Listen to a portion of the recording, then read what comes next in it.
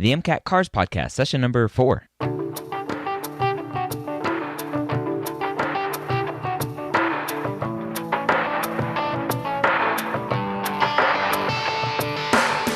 The CARS section of the MCAT gives thousands of premeds nightmares every night.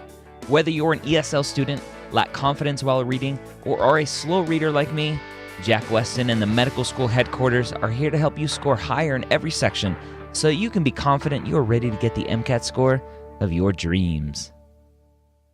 Welcome to the MCAT CARS Podcast. As always, my name is Dr. Ryan Gray, and I'm your host here on this podcast with Jack Westin, founder of Jack Westin, the expert MCAT CARS tutor. I hope you're having a great week, and thank you for taking some time to listen to our podcast today.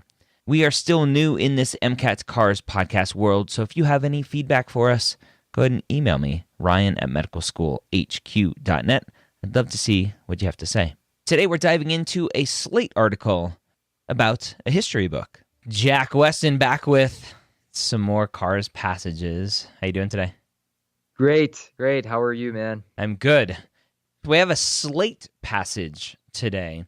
Now, as students are reading these, the first episode, we took one from Time and then Gizmodo. Do you have a favorite kind of go-to that you tell students, a typical publisher to go to find these kind of passages? Or can students take passages, take essays from anywhere and utilize these skills? They can take anything from anywhere, but I prefer opinionated articles, things that are usually giving one side of an argument or of a debate. So most news sites nowadays, right? Because they're all opinions. Exactly. But the problem with news sites is that they pick out articles or their topics are relevant to the reader, because I don't think readers normally pay, right? Unless it's relevant to them, it's interesting. So it's kind of a double-edged sword there. You don't want to read very relevant, very recent articles. Like, you don't want to read things on Trump. You don't want to read things on what's happening today in politics or climate change, or North Korea. You want to read boring stuff. And I'd like to say there's one website I really like. It's called aldaily.com. aldaily.com. And they have an opinion section, and those are great resources. Economist is not bad. The Atlantic Journal, Washington Post. I mean, if you look, you can probably find some boring passages on there or articles there. But you can always use, the daily passages I have. I purposely try to pick out things that are very, very boring and very similar to the actual test. Okay. So our article today, again, if you go to carspodcast.com, find our episode for today, and you can follow along with us. Let's go ahead and start. With more than 2 million copies in print, Howard Zinn's A People's History of the United States is more than a book. So, right off the bat, our author is trying to kind of highlight who this person is. 2 million copies in print, right? Like, hey, this person apparently knows what he's talking about or wrote a good book because it has sold 2 million copies. And A People's History of the United States is more than a book. So it's kind of setting it up to say this apparently has more of an impact maybe than a book has an impact. I don't know at this point what the author means by more than a book. Right. So there are two ways of interpreting this. One is maybe this book is amazing, right? The other is that it just has a huge impact. I think your interpretation is more correct. It's more objective. It hasn't said it's amazing as in like it's a good thing. It's just said that there is a lot of there are a lot of these books out there, right, of this book, and it seems to have a bigger impact than just being a book, right, like you said. So great. Now, another big thing I want to mention is usually what the MCAT does is, they always do this, is they italicize names of work, right? The names of a piece of work, a piece of art, an article, a book. If they mention something that's italicized, it's usually a piece of work. Think of it that way. So A People's History of the United States would be italicized. It's not italicized in in the the link here, the website, but it would be on the actual test. It's italicized on mine. Well, okay, yeah, never mind. I printed it out, so it might be a little different here. That's all Okay. right. It says it is a cultural icon. Okay, so that's a very short sentence backing up. It's more than a book. It's saying it's an icon, a cultural icon, and so I have to kind of guess what an icon means. That it's a good thing for culture. That it's this big thing in culture. Right. So it seems to be veering into the positive direction, right? Icon. Okay, sounds good. Now, cultural. So we're not talking about economics. We're not talking about education. We're talking about culture, right? So keep that perspective. All right. You want to read a real history book? In quotes, Matt Damon asks his therapist in the 1997 movie Good Will Hunting. So it's bringing in culture, right? Good Will Hunting, a amazing movie, and it's quoting Matt Damon in that movie, asking his therapist about a history book. I love this movie. Yeah, I remember him saying this to I think it was Robin Williams, right? So yeah, that's it. Just it's kind of Matt Damon supporting this, at least in the movie, supporting this. We don't, it's not really Matt Damon.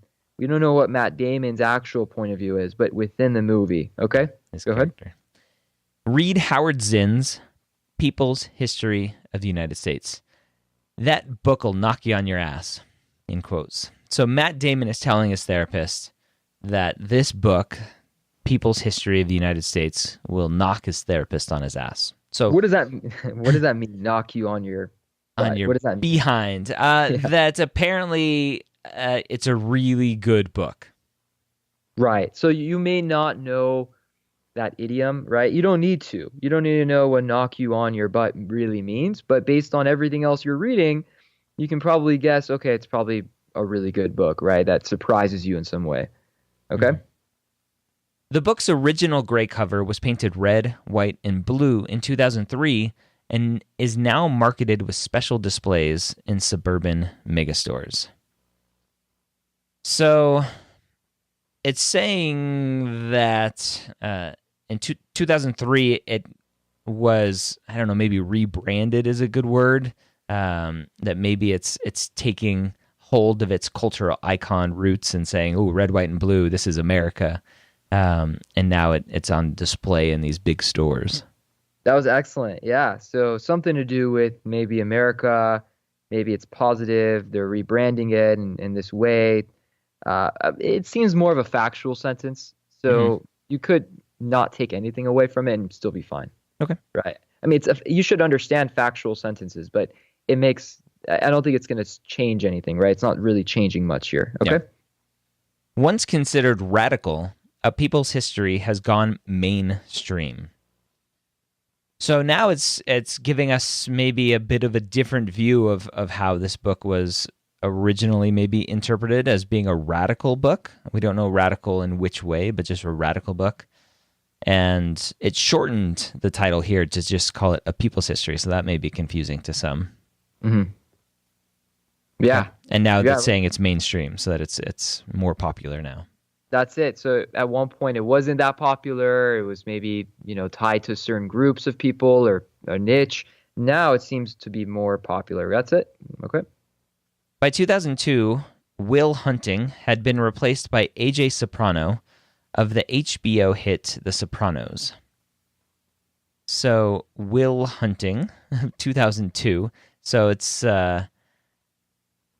giving this replaced by AJ Soprano. So it's kind of confusing because it's talking about characters in shows and movies, and Will Hunting from Good Will Hunting being replaced by somebody from The Sopranos. Replaced, we're not sure at this point what the author is trying to mean there. Right. So it seems pretty weird, but we were talking about Good Will Hunting, right? This guy, you might not know Goodwill was, or whatever, is referring to Will or whatever his name is in the movie. But the fact that they're replacing it with some other guy in the HBO hit, so maybe another source, another support for the same concept. We don't know a lot going on, but we probably think it's going along the lines of, hey, this book is great. Mm-hmm. Okay. Doing his homework at the kitchen counter, AJ tells his parents that his history teacher compared Christopher Columbus to Slobodan Milosevic. So AJ is talking to his parents, Christopher Columbus, and this Milosevic character.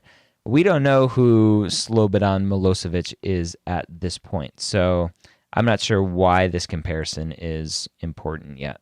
Think about it. What were we talking about right before this?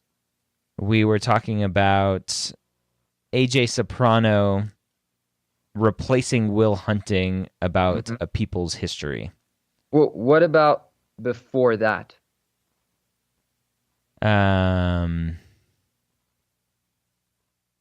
Before that, talking about the books Red, White, and Blue, maybe? No, The Radical. Remember, The it Radical. was Radical Okay. at one point at the beginning, but then it's mainstream. Mm-hmm. So maybe comparing Christopher Columbus to this new guy is radical, right? So comparing one to another. We don't know who Slobodan is, right? But it might be referring to the fact that it's really radical, that it's really different than what we're used to reading. Okay. And Christopher Columbus, I think most people would understand, obviously, the fake founder of the United States. Right. But still somebody important in our history. So apparently this other Slobodan Milosevic guy, if the history teacher is comparing Christopher Columbus to him, then that must be meaningful in some way. Mm-hmm. Okay. When Tony fumes, your teacher said that? AJ responds, it's not just my teacher, it's the truth. So Tony Soprano, the father figure in this hit series, apparently is taken aback, and AJ is saying that's the way it is. It's not just my teacher, that's the truth. So I'm still kind of confused about what's going on, but I hope that I keep reading and we'll figure it out. Well, what does it mean if you said your teacher said that? Like it's a surprising comment. Yeah. So we don't know why or what the meaning or the context of comparing one person to another is, but everything around it is kind of hinting that this book is radical. Radical, and Tony's surprised. Right, and there's surprise here. So we don't know if that's a good thing or a bad thing. It seems to be a good thing. Yeah.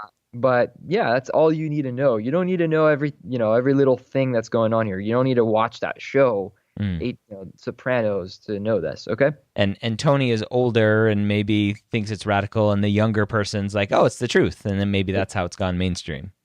Exactly. Okay. It's in my history book, so that's AJ saying that's why it's the truth. It's in the history book. The camera pans to AJ holding a copy of A People's History. So apparently that's his history book, and in the book, it's comparing Christopher Columbus to Slobodan Milosevic. Sounds good. So what's the big picture of this paragraph? What do you think you should take away after reading this paragraph? If I were reading this for real, like on the Cars passage, I'd be struggling with this one. But I think the big takeaway here is that there's this book, A People's History of the United States, that once was radical for possibly this comparison, but is now more mainstream and has sold a lot of copies. Right. So the fact that it was not mainstream before, now it is, right? It's a cultural icon. Maybe it has something to do with the fact that it's impacting society. I don't think you need to know a lot about the examples they gave, right? Like the whole Slobodan. That's not very important. That's just supporting the fact that it's a cultural icon. It's just supporting the fact that it's different. It's moving us in a new direction, right? It's radical and it's now mainstream. It's going towards that direction. So you may think, what if they ask questions about Columbus or Slobodan? I don't really understand that. You got to know the bigger picture, right? So the bigger picture is that this book is very impactful. So they could do that. They could ask a question about, hey, why did the author bring up Columbus and compare it to Slobodan, right? And the answer will be the one that's closest to this book is impactful, right? It's changing society. It's cultural.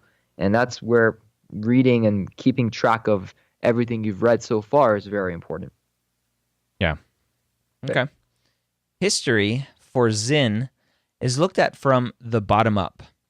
A view, quote, of the Constitution from the standpoint of the slaves, of Andrew Jackson as seen by the Cherokees, of the Civil War as seen by the New York Irish, of the Mexican War as seen by the deserting soldiers of Scott's army.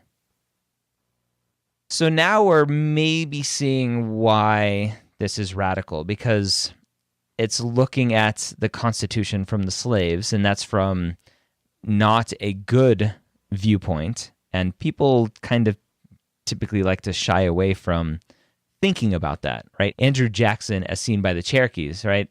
What happened during that time with the Cherokees, with the Native Americans, that apparently was bad for Native Americans, looking at it from their point of view, and people don't like to think about that, and so maybe that's why it's radical. Yes, this is a very, very important sentence. It kind of explains what the book is all about. This is the radical point. And one thing that they say is that Zinn, the author of the book, looks at things from the bottom up. You may not know what that means, but whatever it means, the author doesn't necessarily think it's really from the bottom, right? Like the author's quoting it in a sarcastic way, or maybe even to, kind of quote Zinn, or Zinn's point of view, that it is from the bottom. Now, what do we think of when we think of the bottom? We think of things that are lower class, right? Lower in society. So maybe the author doesn't necessarily believe that they are really lower in class. And the author keeps going and says from the standpoint of slaves. So they're assuming, again, that this is the lower end of the class or the community.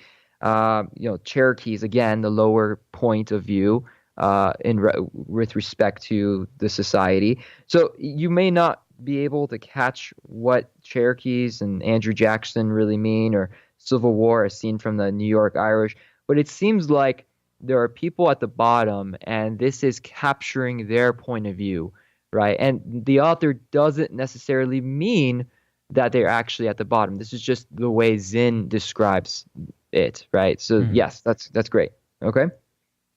Decades before we thought in such terms, Zinn provided a history for the 99%. And so again, it's pointing out that the bottom up, Zinn is writing from the 1% view of people, helping other people understand where we came from, I think. Right. Okay.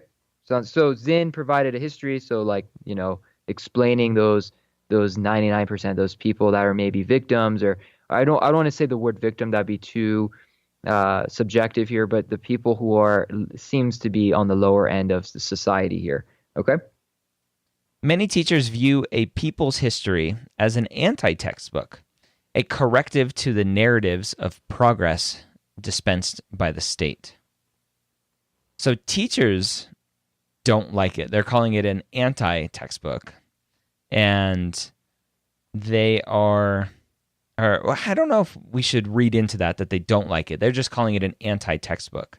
Right. So be careful. Yeah. Good point. I like how you... Okay, go ahead. And explaining what that anti-textbook means, a corrective narrative to the narratives of progress dispensed by the state. So dispensed almost seems like a negative connotation, like the state is pushing this narrative down our throat, and this people's history came out to say, well, maybe it's not that way. Excellent. Yeah. So maybe teachers might actually like this, for all we know, right? Yeah. Anti doesn't necessarily mean it's bad, right?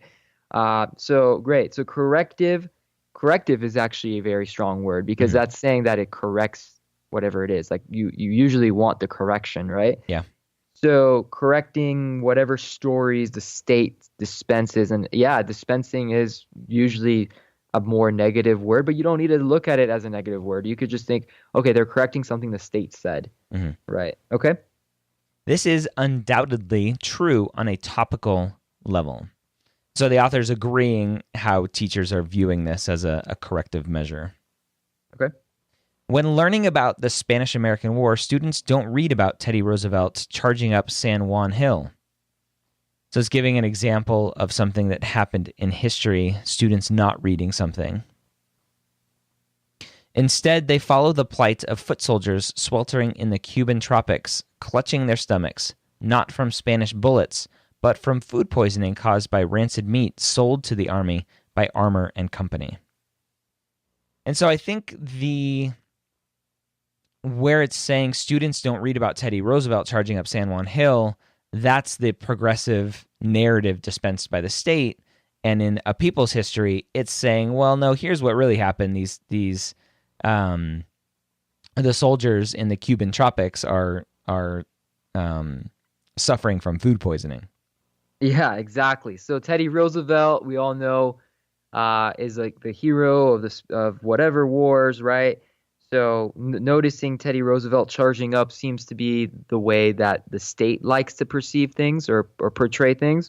But exactly what's actually happening is, this other 99% is suffering, right? The Spanish bullets or food poisoning or meat sold to the army that is not necessarily, great, kosher, whatever you want to call it. So yeah, that's it. And did you really need to understand every little aspect of this sentence? Not if you understood the first couple sentences, because if you understood the first couple sentences, that kind of sets the scene for everything else you read. A lot of students ask me, how do I improve my timing, right? How do I get better at reading faster? And it all comes down to the details.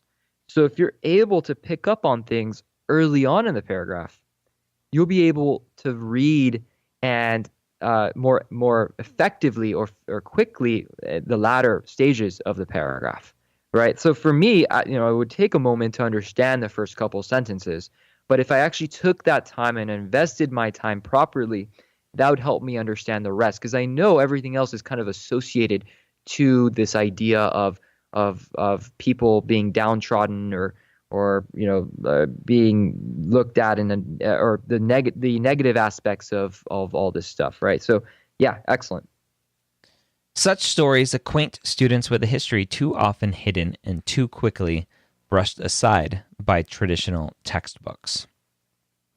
So the author is saying these stories of the foot soldiers sweltering in the tropics and suffering from food poisoning, we don't tell those stories often enough, and that we forget them because of these traditional textbooks don't tell the stories.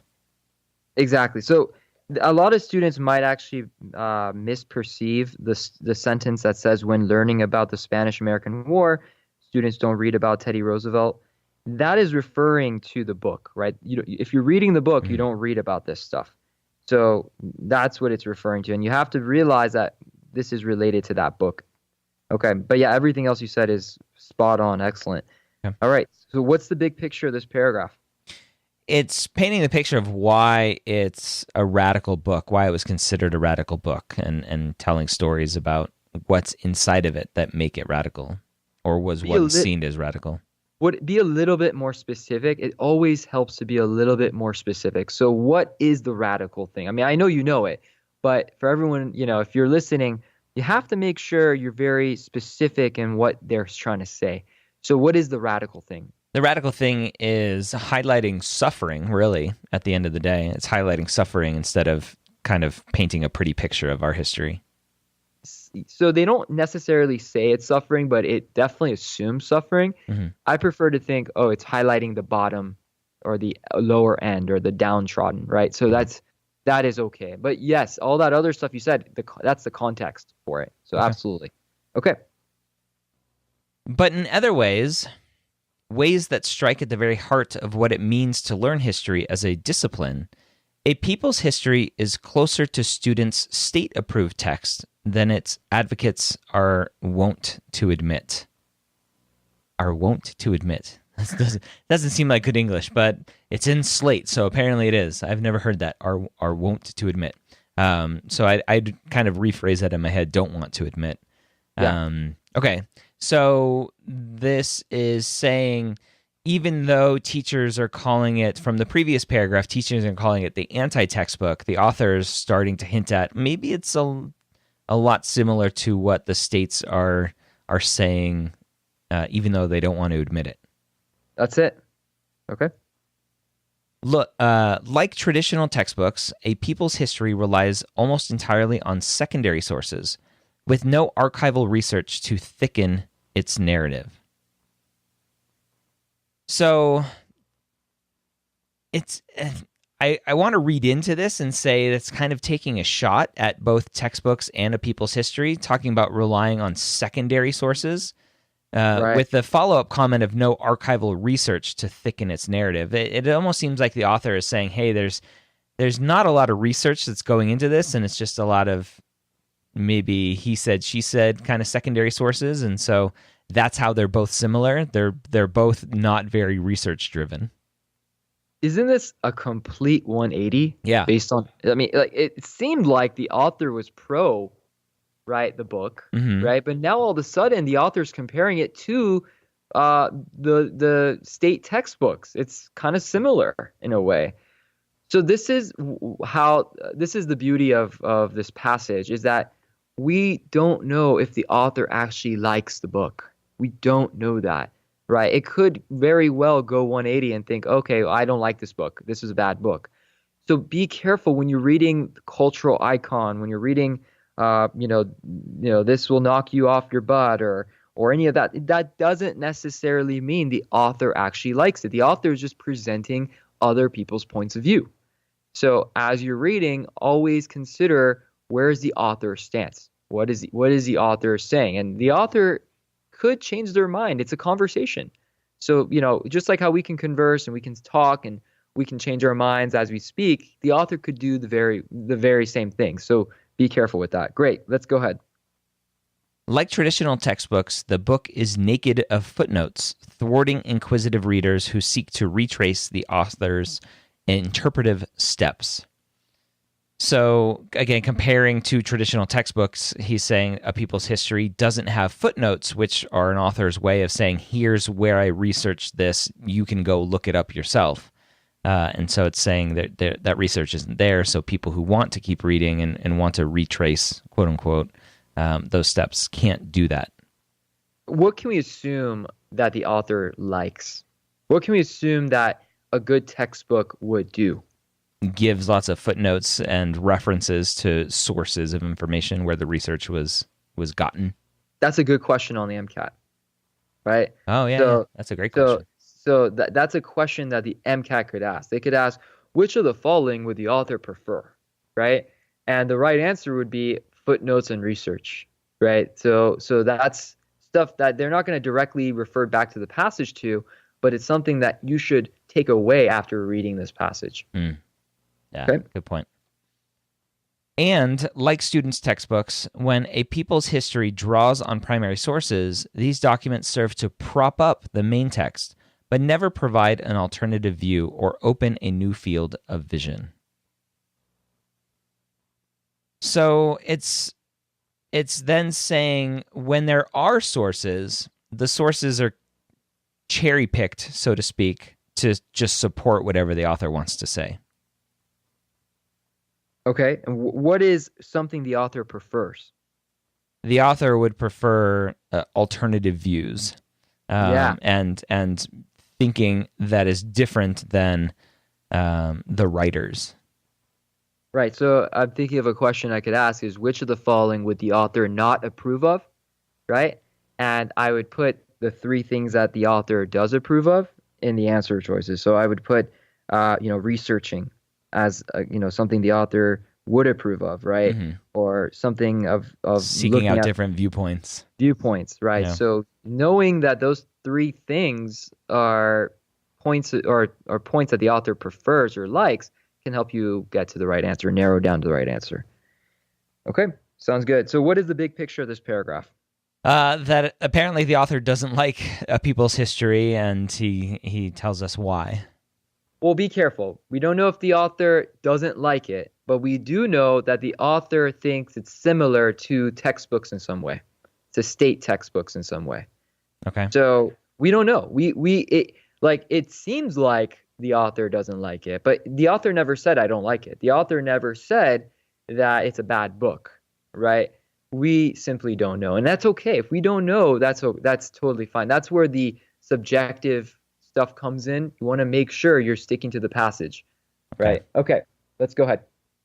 Howard Zinn has the same right as any author to choose one interpretation over another, to select which topics to include or ignore. And so the author is saying here, this author, just like any other author, can write whatever book they want and the topics they want to write about. So it seems like the author is saying, look, this doesn't matter. You can choose your point of view, right? So it kind of sounds like the author's going against their own preference, right? So like the author's saying, I prefer multiple points of view, but Zinn can do whatever he wants. Yeah. Okay? I find myself agreeing with a people's history in some places, such as the Indian Removal Act and the duplicity and racism of the Wilson administration, and shaking my head in disbelief at others. For example, Zinn's conflation of the Party of Lincoln with the Democratic Party of Jefferson Davis. And so our author is saying, I agree with some parts of the book and don't agree with other parts of the book. That's it. Now, do you need to know exactly what the author agreed with and didn't agree with? No. That's filler. That's not important. That's all fluff. Try to understand it. Try your best to read it, but they're not going to ask you which of the following would the author believe or points believe from from Zinn. And that's not a question the MCAT asks. They ask deeper, bigger picture questions. Okay. Yet where my proclivities align with or depart from Zinn's is beside the point. So proclivities is a really big word, but it's basically just reiterating what he said in the sentence before about agreeing with. So I would kind of use that term. Where I agree with or don't agree with Zinn is beside the point. Exactly. So it doesn't matter if I agree with Zinn or don't agree with Zinn. You don't need to know what proclivity means. It's not that important here. But yeah, you picked it up. Something to do with agree or disagree. So my ideas align or depart. That's great. Okay. And beside the point. So we don't know what the point is yet. So maybe we'll get to that. Excellent. Yeah, absolutely. So right now, this paragraph was just it's kind of a misdirection. This paragraph is expanding on a point that the author doesn't care about. It's just filler based on the previous sentence. Yeah. Right. So, yeah, let's go ahead. I am less concerned with what Zinn says than his warrant for saying it. Less interested in the words that meet the eye than with the book's interpretive circuitry, which doesn't. Whoa. I am less concerned with what he says than his warrant for saying it. So I'd have to figure out what warrant for saying it means. Less interested in the words that meet the eye than with the book's interpretive circuity, which doesn't. It ends very strangely, and I don't know how to read that. Very tough sentence. A lot of students are going to read that and think, wow, I'm so lost. I have no idea what any of this means. So I say focus on the parts that you understand. I think the first clause is all you really need here. So I'm less concerned with what Zinn says. So I don't care about what Zinn says. That's been proven in the previous paragraph. I don't care if he says this or he says that. I don't care. Okay? Where am I? So then his warrant for saying it. So what does warrant kind of mean? What do you think warrant is referring to here? Maybe reasons? Reasons, yeah. So I don't care about what he says. I care about why he says it.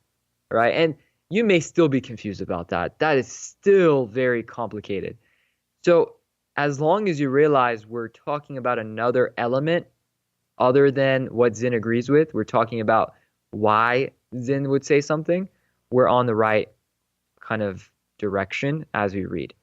So let's keep reading and let's see if it clears it up. Usually they'll clear up anything that's really important. So keep reading and see if it clicks eventually. Go ahead. Largely invisible to the casual reader are the moves and strategies that Zinn uses to bind evidence to conclusions, to convince readers that his interpretations are right. So now we're maybe trying to, or getting to a point of understanding what this author is saying, the reasons for saying it's in the previous sentence, that Zinn is writing about conclusions and just trying to find evidence to support his conclusions and just trying to convince readers that whatever Zinn thinks is right. We're not sure why Zinn is doing that at this point, but apparently the author doesn't like that he does it. It's still deep. It's still hard to understand. Most students freak out. Most students will start rereading. But it seems like we're going from what Zinn says to how or why Zinn says it. That's the vibe that you should be getting. How or why Zinn says something. Okay, let's keep reading. Hopefully they'll clear it up. Don't give up. I see a lot of students halfway through the passage, they just give up. It's okay if you don't understand every sentence you're reading, as long as you're trying your best to keep track of what's going on. You should be okay and be able to figure it out. Go ahead. More is at stake in naming and making explicit these moves than an exercise in rhetoric. So it's just more confusion. Yeah, very confusing. Nothing's really obvious yet. I would just keep reading. But if you really want to try to understand this, the author is basically saying, it's important to kind of make clear why the author is doing this, right? Yeah. Why is the author doing this kind of rhetoric, right, in a way, okay? But it's almost like he's saying there's something at stake for calling out Zinn, right? More is at stake in naming and making explicit these moves. Right, so it seems to be like an important part the author cares about, right? So it's something that like is risky maybe. Again, that's a little bit too much because we don't know exactly why the author is referring to stake. But as long as you realize we're now going to talk about why why Zinn does this stuff, right? Okay. For when they encounter Zinn's A People's History, students undoubtedly take away more than new facts about the Homestead Strike or Eugene v. Debs. So the author is saying when students read the book, they're taking away more than facts, and maybe what they're taking away outside of facts could be bad. It just says more than, but right. This goes back to what Zinn does. Zinn is doing something that we may not be aware of, and that thing is giving students facts, right? Or more than just facts, right? So like Zinn is doing something that people are not necessarily aware of that includes more than facts. Mm-hmm. Okay? And they are exposed to and absorb an entire way of asking questions about the past, as well as a means of using evidence to advance historical argument. They are exposed to a new way of asking questions about the past. That is it. Everything we read was trying to say this. We were trying to be Sherlock Holmes. We were trying to guess. But if you guess too often, right, or too wrongly, you're gonna miss this point of view. So the reason why I love this paragraph so far is because a lot of this was just fluff. A lot of this was just pure BS, right? They just threw it in there just to throw you off. And then eventually they cleared it up. They told us exactly what we need to know, right? Is that Zinn helps us ask questions, right? We don't know if that's a good thing or a bad thing. We don't know, but that's what Zinn is doing, right? More than just giving facts, okay? For many students, A People's History will be the first full-length history book they read. And for some, it will be the only. So he's just saying that, I think he's saying that A People's History is important because it's the first book and maybe the only book that students read. Okay, going back to the impact, sounds good. Beyond what they learn about Shays' Rebellion or the loopholes in the Sherman Antitrust Act, what does A People's History teach young people about what it means to think historically? So, again, what do they learn facts-wise, and then about what it means to think historically, going back to it's telling them to think a different way, to ask different questions. Right. It's funny because the author ends up doing the same thing that Zinn is trying to trying to give, right? Zinn is trying to tell students how to think about history, right? And in a way, the author ends with that in this paragraph, right? Like, how does Zinn make us think about history in a way? So all you have to realize from this paragraph is that Zinn does something more than just give facts. It makes us think about history, and we can pick that up in the, let's see, it's the third to last sentence. I think they are exposed. So that is the most important sentence here, and it's the clearest sentence that gives away everything we were talking about before.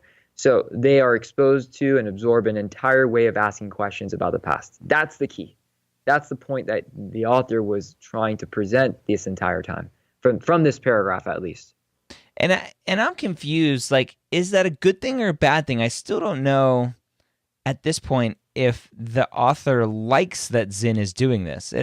I almost take away that he likes it, because he's saying that the students learn how to ask different questions or absorb entire way of asking questions differently.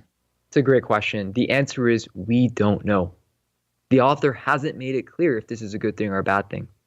In the next paragraph or following paragraphs, the author could say this is terrible, right?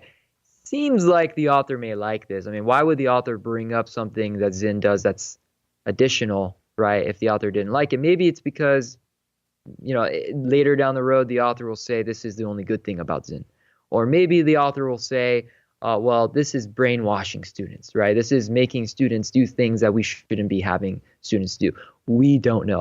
Our job is not to predict what the author thinks or how the author thinks about it. Our job is to understand what the author thinks. That's it. So we don't need to predict for the author. We just need to know what the author is trying to convey, what the author is trying to present to us. So what the author is presenting is, Zinn does this. Zinn makes us ask questions about history. Boom, that's it. Other than that, you're not responsible for it. And that's interesting to kind of go back to your point of, I think in the last episode we talked about reading the titles of the articles and how what the MCAT or the AAMC pulls out for the passages may not have anything to do with the title. I mean, the subtitle to this article is calling the book Limited and Closed-Minded. So we get from the subtitle that the author doesn't like it. But from everything that we read, we don't know that yet. Exactly. And the MCAT doesn't care about the subtitle. They care about what's in front of you. So they'll ask questions about what's in front of you. And that's why I normally say don't read the titles, because the titles can throw you off. We don't know what part of the essay the author is really referring to. Do you think they do that on purpose sometimes? Like give you the title and knowing that what they pulled out has nothing to do with the title? And that's evil. No. Is the AMC evil? I don't think so. I just think they're just sourcing it. It's a good question. I don't know. I mean, no one knows unless you're there, unless you're coming up with these passages. I would think not, but you really never know, right? So I'll tell you one thing that they do test though.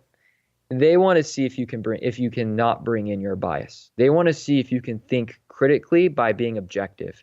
So remember, everything we're going over is the basis, is the fundamentals to thinking critically, being objective, being able to understand what you're reading. So something that they do often is they present passages that you may be familiar with, right? Everyone knows that Hitler was a bad person, right? That Hitler did some crazy bad things, right? Or maybe, Mussolini or whoever, right? Some dictator. But then they might present a passage about how, Mussolini or Hitler did great things for their country, right? And that's baffling. That's amazingly stupid to think, right? But we don't want to think of it that way. But if the passage says that, we have to go with it. So they're testing whether or not you can not bring in your bias. So I like to say, look, sometimes not knowing anything about history or not knowing a lot about this stuff could actually help you. And that's also true for the sciences. The less you know biochem, if you just know basic biochem or chemistry, you're going to be better off than if you knew too much. Because if you're majoring in immunology or microbiome or whatever, you know too much, you're going to think too much, and that might throw you off on the test. All right, so there you have it. Howard Zinn's A People's History of the United States. This one was a tough one. Hopefully you took some good notes with this one, or some good mental notes with this one, physical, mental, either way, and you are better able to go into your MCAT CARS section and every section. I focus on the CARS section because that's what Jack Westin, that's what this podcast is all about. But again, the reading comprehension that you will learn from this podcast, that you're hopefully learning from this podcast, will translate into every section of the MCAT. So hopefully it was a good one for you today. If you want more practice, go to medicalschoolhq.net/Jack Westin. Sign up for the daily CARS MCAT questions every day in your email, where you can go and get even more practice. Again, medicalschoolhq.net/Jack Westin, or text the word MCAT CARS to 44222. Hope you have a great week. We'll see you next time here on the MCAT CARS Podcast. When you use the links provided in this podcast, you're helping to support MedEd Media and the podcasts that we produce. Not only do you get a discount, but we earn a small commission as well. Thank you for your support.